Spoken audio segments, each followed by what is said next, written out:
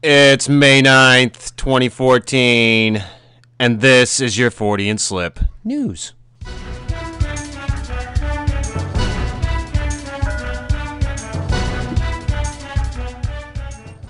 From the sunjournal.com in Chris's home state of Maine.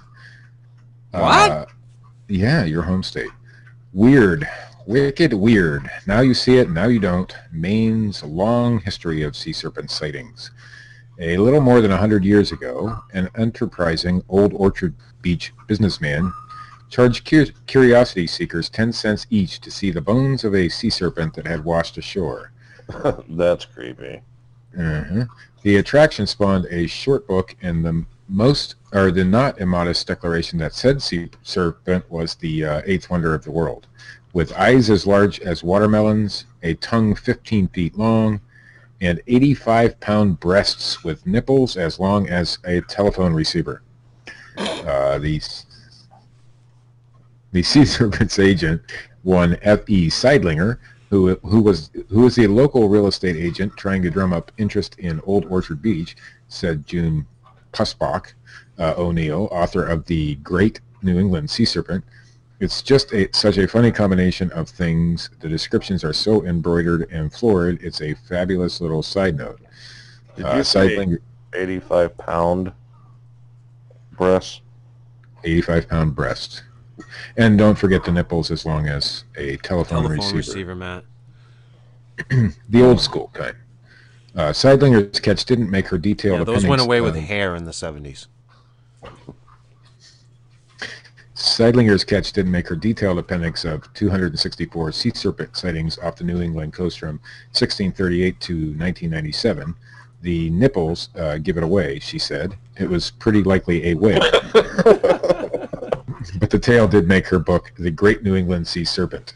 It's mostly straight-laced read of mostly... I can't even read this thing. It's mostly a straight-laced read of mostly straight-laced men and women who, over and over, saw something in the deep. Nearly 1 in 5 of those sightings are off the Maine coast. Many accounts... So, Scotland has Nessie and Maine has Nippy. Maine's got something. When you think about the life of a fisherman in New England waters, especially in the 19th century, these were not fanciful men, O'Neill said recently in a phone interview from home in Katona, New York. These are not people who are going out for pleasure day of cruising, saying, I'm looking for a sea serpent. Almost 100% of the time, an authentic sighting starts with, I thought I was seeing a floating spar or a floating pole, garbage bags, or an overturned dory, she said. Then when they sail in closer, it turns out to be something else, and it moves and it raises its head. Her own interest in gigantic nipples. Her own interest in the topic was piqued as a child growing up in Swampscott, Massachusetts, and discovering a write-up in a local library about sea serpent sightings there. It was the era of the Loch Ness Monster, O'Neill said. Years later, I'm actually on Long Island at a beach house, and I get this idea for a book about a little girl who sees a sea serpent in the water, and nobody else believes her. So I write it. But unfortunately, no one wanted it. It was called The Girl Who Cried Sea Monster. It probably was. And to read the rest of the story, head over to sunjournal.com, because I'm done with it. And from the yahoo.com, UFO attacks a Taliban camp in Afghanistan. Is it fake or is it a real drone? There's a viral video showing a UFO destroying what is stated to be a Taliban base in Afghanistan, and it has taken the internet by storm. The 1-minute, 35-second YouTube clip contains footage of a mysterious triangular-shaped flying object using Star Wars-like firepower for destruction. The location is reported to be a Taliban camp in eastern Afghan city of, God almighty, Azabadad. As the crew of NATO armored vehicle. Azabadad? Yes, that one. Watch on it. As the crew of NATO armored vehicles watch on in the foreground, flashing lights suddenly flash, spit forth from the underside of the mysterious object, states a mirror report. That didn't make any sense. Explosions can be seen and heard, and soon the place gets covered by a huge cloud of smoke. In the later part of the video, the person shooting it zooms in, giving viewers a close-up of the flying object. The video, titled UFO Attacks Taliban Camp, was reportedly filmed by U.S. Marines in March of 2014. YouTube users have been quick to comment on the film, which has been viewed more than 600,000 times since it was uploaded on the 5th of May. While some users on the social media claim that the craft was a drone, others insist that it is a fake. They're all fake. And from my absolute favorite news source, cryptozoologynews.com, the strange case of the bodiless legs on the A457 in Spain. From Laura Del Rio. Ah, yes, that case. Numerous people claim to have seen a pair of bodiless walking legs crossing a specific section of the A457 road between Laura del Rio and Carmona in Seville, Spain. The most recent apparition was reported to local newspaper La Radio de Papel in November 2013. I got the La Radio de Papel right, but I couldn't get the date right.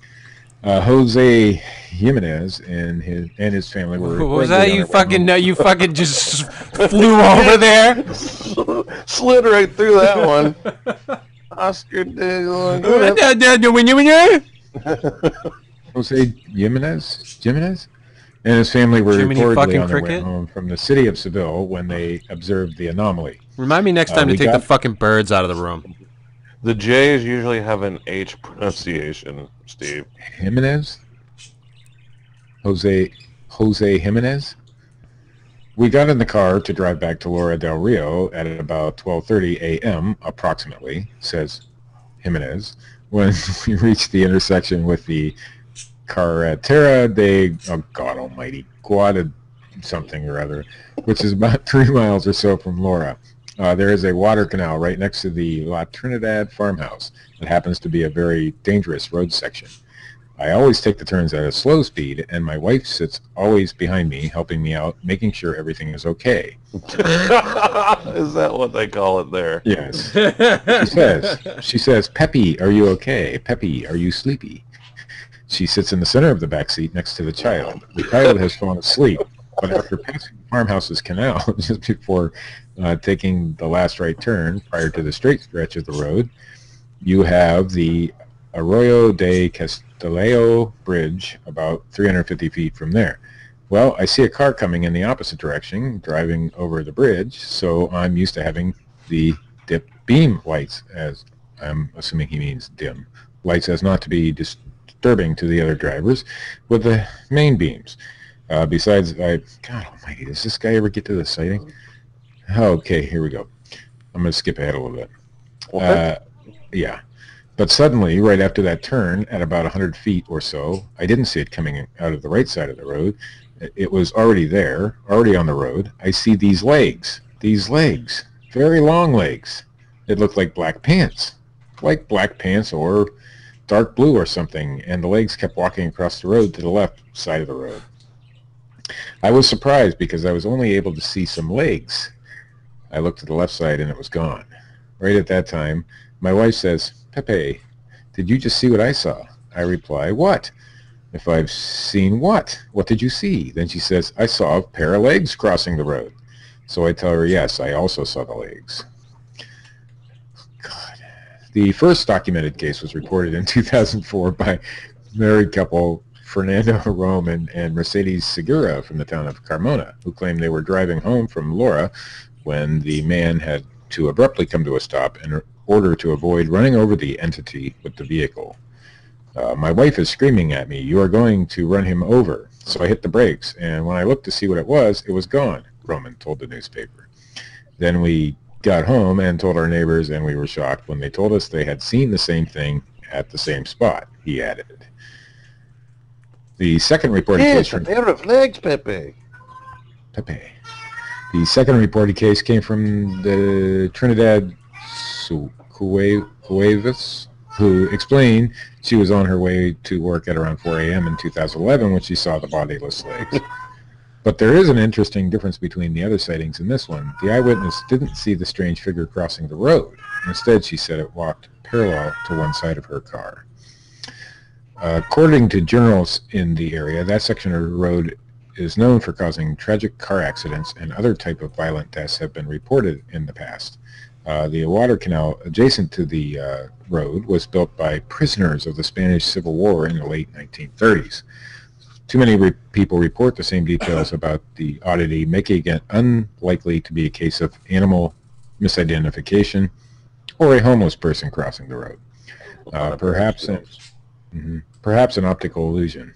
The recurring incident has caught the attention of national investigators who are now flooding the area, trying to find the answer to the mystery. Congratulations on finding the longest article ever printed on that website, by the way. And probably the only one about bodiless legs. Phantom legs. All right, guys, that's the news.